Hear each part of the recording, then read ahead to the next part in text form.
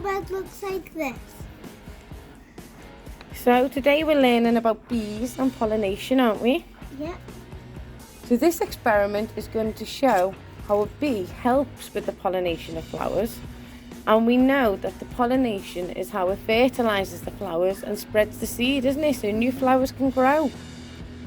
So as a bee moves from one flower to another, it moves the pollen between them.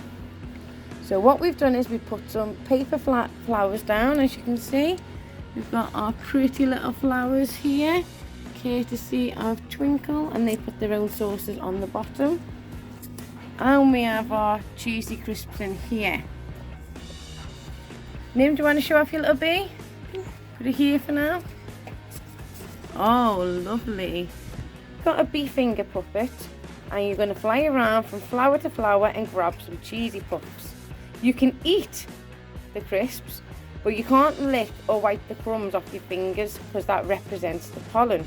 What we want you to do is then fly to a friend's flower and land on it.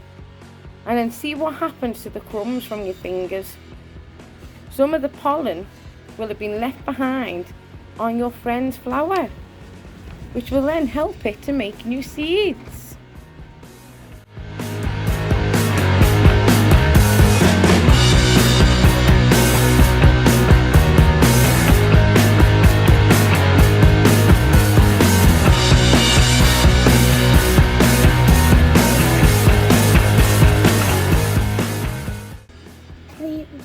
Yeah, you can eat them now.